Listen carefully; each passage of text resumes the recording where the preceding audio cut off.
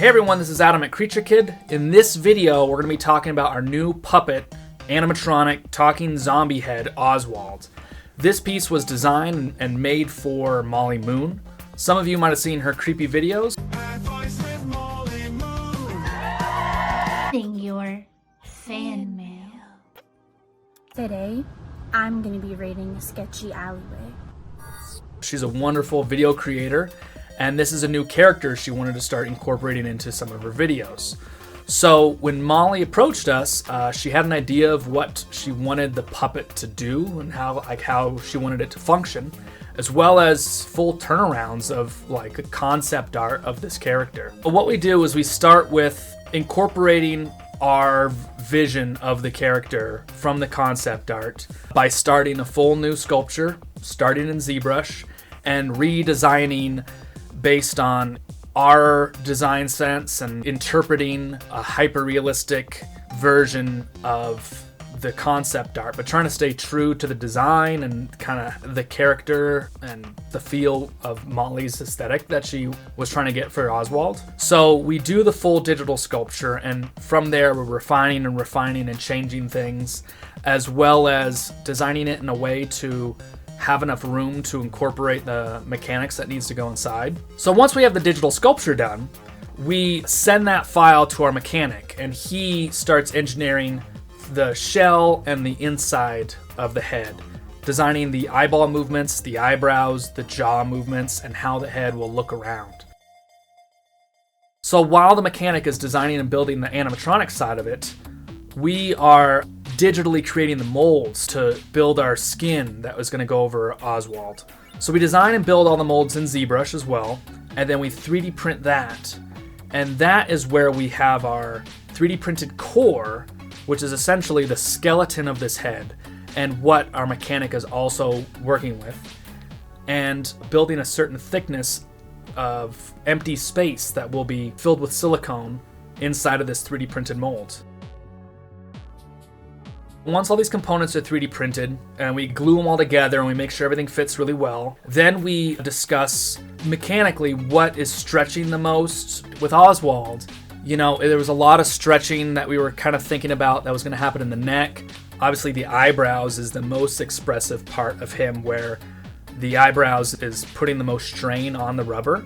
Everything else was designed in a way to not be putting too much strain on the rubber. Since this is a piece that's going to be built and shipped out and just needs to perform without a puppeteer, it's not a movie, it's a piece for performing constantly in videos. We approach the design and how we're going to build it in a way to focus more on how's it going to last for a long time without needing repair. When we build stuff for movies, we're using the most skin-like, the softest like foam rubber or materials that give us the best performance on the day. But by the end of a shoot, filming a movie, the puppets are falling apart. They're tearing, they're crumbling. But on camera, they look the most realistic. With this, obviously we need it to where we don't need to do any maintenance on it, and it's going to last and not rip and all kinds of stuff. So we start then diving into talking about what are the best silicone rubbers to use for Oswald's head.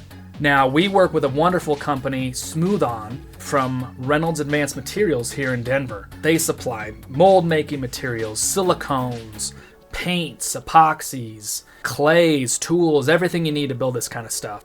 So with Oswald, his skin, we landed on, after looking over like what are our favorite type of silicones we like using for this kind of stuff, what's going to last the longest and not leach oils over time. Hi everyone, I'm Mariah, and today I'm going to show you some of the awesome products we have from Smooth On that we use to cast Oswald. This is our test skin, and this skin was cast in the EcoFlex 30. We kind of switched up what we were doing after we casted this one, just after seeing how little it stretched. And this was going to be put over animatronics, so we really wanted something that could stretch more. So this is the core that it was cast on, but on the inside of it we have this power mesh hood that we sewed just to add some support to the inside of the silicone, because on its own it's pretty easy to rip, especially if you're like stretching it over a cord like this. So the hook is just to help it stretch more. This was cast out of 30, and we found that that was just too stiff for what we needed with the animatronics. So what I ended up doing was I brushed in a thin layer of the 30, and then I filled it with 20. With our core in there, we can cast like a very specific thickness. So this is what it came out to be. I was really happy with how that came out, and the amount of movement we were getting out of it was perfect. Once our skin comes out of the mold, this mold was a 5-piece mold. So our core was 1 piece, and then it was divided into quarters. You can kind of see there's a seam line that goes down here, there's a seam line that goes down the back of the head, and there's one down the front of the face. So for the final product, we'll have to seam it and cover all those up and make it seem like it was never there, or stuff like this where there's bubbles or holes. Seaming is when you're taking raw silicone and you're adding it onto the piece to hide the seam. I use Urafil to thicken it up. The silicone on its own is super goopy and drippy. Urafil, it's a thickening agent. You kind of get it to like a peanut butter consistency, and then you can put it on and not have it slide down. So when I'm seaming, I'll use Urafil and I'll use PlatCap, which is an accelerator of the cure time and the pot life. So with Oswald, once the seaming's all done and bubbles are filled and everything's ready to go, then we hop into painting him. He's painted in a way to really match what Molly's design was. We really wanted that vibrant purple and the neon pink around the eyes, as well as the liver spots and the kind of green yellow skin. We slowly start building up our darks and doing washes and modeling different colors, and then punching in those vibrant colors with a base coat of white and then pink on top and purple on top of that to really like make them pop and be really neon colors. Call that purple spots, because then you're gonna spray white over it anyways. It's cool. I'm gonna spray white over the liver spots. Yeah, because we want it as vibrant as purple as around the eyes. So the eyes and the liver spots are all... Yeah, I think so. Maybe a little less vibrant. I mean, the most vibrant's right around the eyes. But not the lips. No, I think lips should be not that light. They look weird. It's the same color everywhere.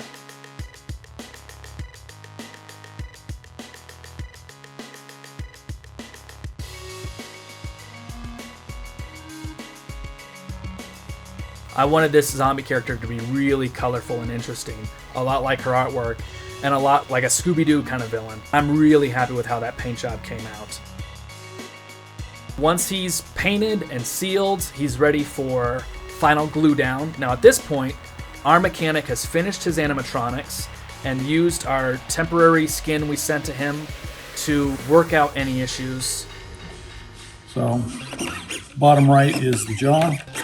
Bottom left is left, right, up, down. Upper right is eyeballs, up, down, left, right. And upper left are the brows. We also realized once we saw the amount of stretch that was designed into the mechanic of how far he looked up and to the side, we were going to have the skin attached to the base plate, so it was just fully stretching and moving there.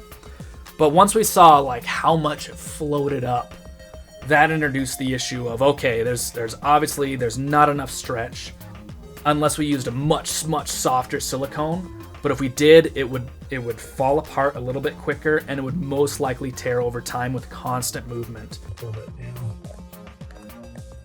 He says his other one's pretty. I think the jaw closes a little bit.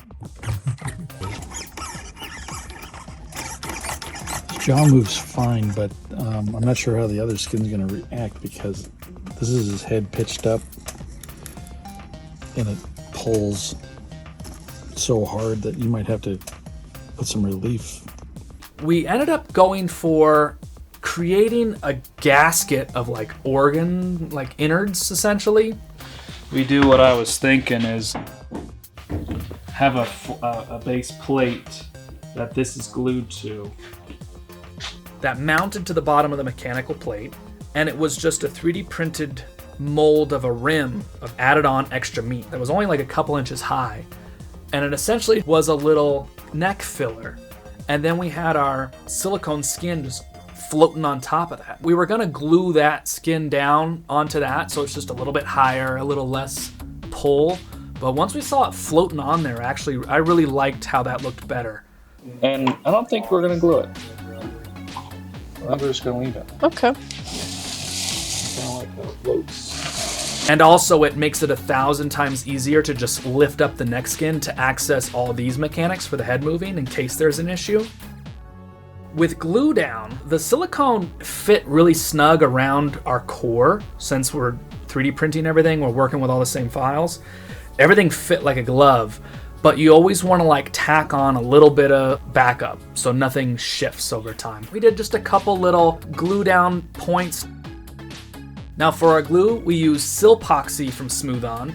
It's an incredible silicone adhesive. People say there's like silicone caulkings that come close. Not even close. Silpoxy is the greatest, and we buy tons of it from Reynolds. Our eyes were made by Fourth Seal Studios. What we do is we send the design artwork from Molly to them, and then they do their own design work. They come back with notes, but they're so wonderful to work with. They usually nail it right out of the gate, and then they fully 3D print the eyes in color and then polish to be perfectly smooth. They coordinate with the mechanic on how the balls are hollowed out so that they fit perfectly inside of the 3D printed mechanisms that are operating the eyeballs. Once he receives the eyeballs, he just glues them in perfectly, and then they're ready to go. Now, the problem we ran into once we had the skin attached, and what caused the reason for adding to the zipper onto the back of that head, was the amount of silicone pressure on the eyeballs without being lubed up with silicone oil. Just gave you a little bit of resistance on that eyeball. For them to look left and right, it was a cable looping around to the back of the skull, attaching to the servo that is pushing that cable, which is making the arms move left and right. Now, there was a distance for the cable to travel about 1 inch, and because of that resistance of the silicone on the eyeball without any lubricant, just caused enough tension to cause that wire to buckle. So here's what's happening. This is buckling. So we're getting our looking left, but our right just bends. So we need some kind, I think, a housing here that keeps the cable from buckling. Yeah, this should be a zipper, shouldn't it? Yeah. Yeah, we Because don't it's want to got- have to cut it open again. What we had to do is, obviously, we oiled this up, but we had to create a little extension piece that houses that wire just like a 1/2 inch more, giving it less room to bend. There's always small little issues that kind of run into once you put a skin onto an animatronic, but that was the only issue that we came across. And we fixed it. We added the zipper in case there was anything else. We then put our teeth in, which are just 3D printed with little brass poles. We paint and automotive clear our teeth, and then we start hand punching our hair. Now, Oswald had thin little wiry hair, so we punched little wispy little black yak hairs to kind of have that large hair feel, like kind of cartoony feel. Once that's all done, he's ready to perform.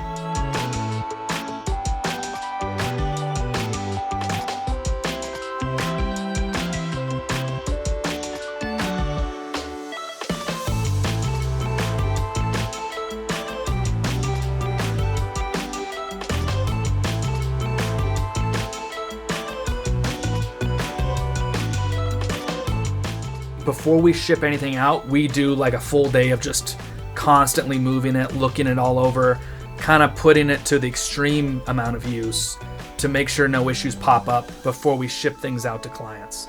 Yeah, look at my skin.